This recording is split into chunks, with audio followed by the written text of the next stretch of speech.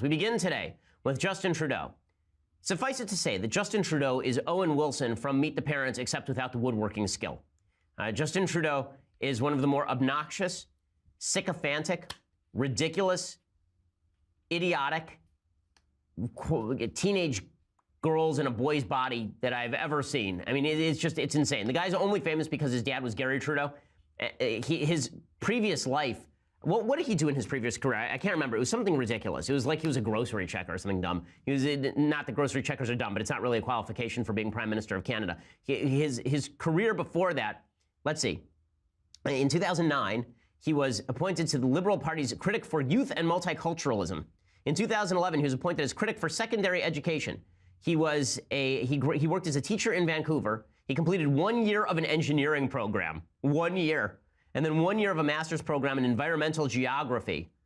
And he worked and he was an athlete or something. And so there's a bunch of pictures with his shirt off, and apparently this makes the ladies swoon or some such nonsense. In any case, Justin Trudeau was on camera, and he said several silly things on camera. Here is one of the silly things that he said on camera. He was asked, someone wanted to ask him a question about mankind. The person asking the question happened to be a female student, like a woman.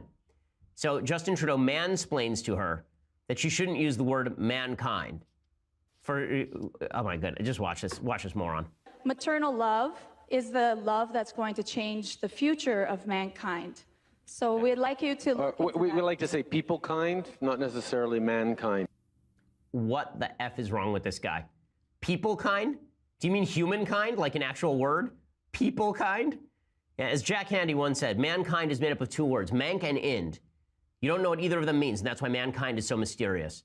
But still, like Justin Trudeau, my God, the man is, if the song Imagine could take human form and then eat a Tide Pod, that would be Justin Trudeau. He is. Do you understand the stupidity of this? First of all, the word mankind comes from humankind. It is just a shortened version of humankind. Is there any woman on earth who's serious about feeling offended when people say mankind? Of course, mankind includes women. Okay, we are the species of man. It doesn't mean we are a species only of men. Oh, the levels of stupidity. But this is supposed to be empowering for women. Honestly, if you're a woman and you feel empowered because a man just mansplained to a woman that she can't use the word mankind, if that makes you feel more feminist because Justin Trudeau just told a female student who was talking about the power of motherly love that she shouldn't use the word mankind, that makes you feel like a real feminist, let me suggest that something is wrong with you in the head. That wasn't the only dumb thing that Justin Trudeau said yesterday. Justin Trudeau also compared ISIS terrorists, apparently, to immigrants from Vietnam, Greece, and Italy, which makes perfect sense. First of all, the fact that one of the reasons Canada is successful as a country is because we have been open to people fleeing persecution, fleeing war zones, looking for a better life for themselves and their kids. When we welcomed in waves of refugees, whether it was the Ismaili refugees in the early 70s, whether it was the Vietnamese boat people in the early 80s, whether it was people fleeing the devastation of the Second World War from Southern Europe in the 50s and 60s, the Italian communities, the Greek communities, the Portuguese communities, and others. Okay, so here's the problem with this. The question that he was asked here, the question that led to him saying all of this was a question about letting in people who could be affiliated with ISIS. Right, so the guy asked him a question and it said, how are you going to protect future Canadians like my young daughter 10, 15, 20 years from now when you're letting in people with an ideology that just does not conform to what we're doing here? And then Trudeau immediately lumped in a bunch of people who may be sympathetic to terrorists with all the other refugees coming in from all the other countries. He doesn't say we're going to ideologically screen people, which would be the proper answer. Instead, he says this because Justin Trudeau must have been dropped on his head as a baby. But it's okay because he comes from a famous family. Lest it be said that America is stupid for electing President Trump or for electing George W. Bush or for electing Kennedys or legacy families. Canadians, before you get on your high horse about this, this is your prime minister, guys. So weighing in on some other topics affecting your area, Canada. You're in Toronto right now, and Justin Trudeau, he interrupts a woman at a town hall. She's asking him a question, and he didn't like one of the words that she used. Listen to this soundbite, and then we'll get your reaction. All right. So that's why we came here today to ask you to also look into the policies that religious charitable organizations have in our legislation so that it can also be changed, because maternal love is the love that's going to change the future of mankind. So we'd like you to look into We that. like to say people kind, not necessarily mankind, because yeah. it's more inclusive. There we go, exactly. And the crowd roars.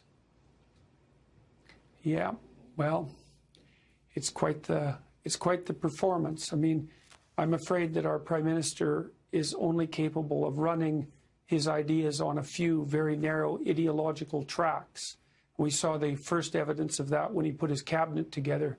He insisted upon making it 50% women, despite the fact that only about 22% of the elected MPs were women. And it was easier for him to do that than it was for him to screen people for the sort of competence that would actually be necessary to be cabinet members. So we've seen a fair bit of this behavior, but that was the most egregious example, I suppose. Dr. Peterson, I recall you taking some heat because you said you would refuse to use these gender-neutral pronouns. Why was that?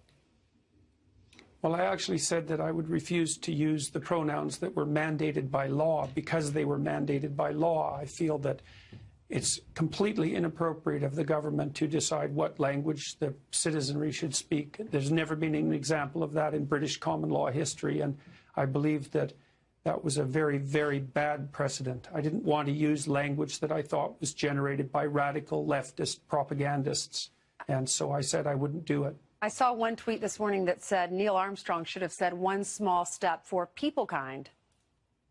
Yeah, well, you know, Trudeau was listening to an earnest woman try to discuss something important, and he interjected a ideological statement in the middle of the dialogue, and that indicates, I think, precisely the way he thinks. And I don't think he does think. I think he runs an ideology in his head and accepts the output without question. And I think we're really going to pay for it in Canada in ways that we can't yet imagine. Well, we're going to find out because you believe it's coming to us here in America, and you've been to both countries frequently. Now let's talk about something else that builds on your premise. This whole father-daughter dance that are being canceled around the country because of gender guidelines. Even Donald Trump Jr. weighed in with this quote: "The father-daughter dances inherently leave people out, not just because of transgender status, just life in general. These can be really uncomfortable, triggering events." That according to Jared Fox, New York City Department of Education. So that's their response to cancel the dance because there's a lot of people that can't go. Is there a problem with that? Well, the problem with that is self-evident, but it's part of this absolute onslaught by the radical leftists on the fundamental normative structures of our culture.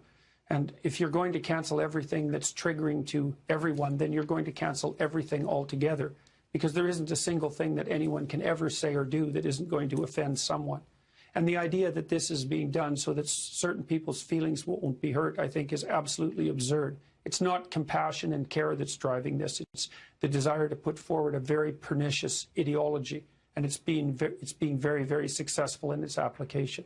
But Dr. Peterson, they say that they're doing that to make things more inclusive. Yeah, well, they say all sorts of things, and they are a very small, noisy, dangerous minority.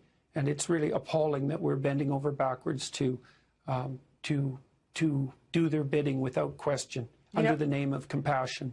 A lot of my friends have been posting pictures of the daddy-daughter dance recently, and I think the pictures are so cute. Are little girls going to miss out on a memory?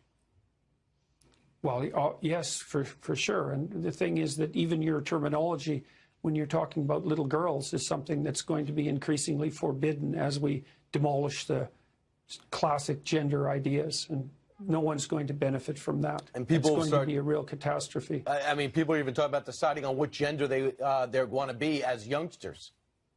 Yeah, well, that's happening all over. It's an absolute epidemic, and we've decided that children as young as 3 or 4 can now decide what gender they are and then undergo the appropriate surgical and biological alterations to bring their morphology in keeping with that. And it's a mistake of epic proportions, and we're going to pay for it in a big way. We do hear of that, but how often does that happen? It happens increasingly. Like in Britain in 2015, there were, I think, 57 kids in the gender dysphoria clinics, and last year there were 2,000. All right. He's got a great book out there, great number-wise right now. #1 in Amazon. It's called 12 Rules for Life. Dr. Jordan Peterson, thank you very much for joining us today from Canada. Thank you. Thanks very much for the invitation. Yeah, and thanks for wearing the gel. Looks good. There you go. All right. Thanks, Dr. Peterson. All right, we're going to make it weird here. Our prime minister is a great example of that. So back, I think it was in 2015, he announced that half of his cabinet was going to be women because it was 2015 or some like muddle-headed virtue signaling excuse for not thinking. I think only 20% or 25% of the elected MPs were female. So the proper balance on average would have been 25% female, 75% male. What he should have done was figured out what qualities would make for a competent cabinet minister, because it's actually quite important to have competent cabinet ministers, and then selected from among his people for nothing other than competence. But he could virtue signal, and then he set up the most important board, let's say, of the entire country on a quasi-random basis. Jesus, how pathetic. He should have been pilloried by Canadians for that. But we're so clued out, and also in the situation that you described, is like, if I say, well, 50% of Trudeau's cabinet shouldn't have been women. Our Prime Minister, Justin Trudeau, announced in 2015 that half the cabinet that he put together would be women, despite the fact that only approximately, I think it was 20 to 25% of the elected officials were female. And so what he basically admitted, as far as I'm concerned, was two things. Number one, he was incapable of judging people on their competence. Because when you put together something like the cabinet for a country, what you do is you find the most competent people, period. Because it's so bizarre that it even has to be said, because it actually turns out that the cabinet is important. And so to me, all he did was default on his central moral obligation to screen every single one of his members of parliament with exceeding care and to pick the most qualified people. And his rationale was that it was 2015. So, and to reduce competence to racial, ethnic, gender identity, something like that, is an absolutely appalling move philosophically as well, as far as I'm concerned, to assume that diversity is somehow represented by group membership. There's no evidence for that. There's absolutely no scientific evidence for that whatsoever. In fact, the scientific evidence suggests quite the contrary, which is that there's more variability within groups than there is between groups, which is actually an antidote to the central racist claim, right? Because the central racist claim is there's more difference between groups than there is difference within them. And so, you've seen one black person, you've seen them all. I think that the Trudeau government is far to the left of where people originally assumed it would be. I mean, I think that his decision to put 50% women in the cabinet was an abdication of responsibility of a magnitude that we haven't seen before in Canadian political history. Only 26% of the MPs elected were female.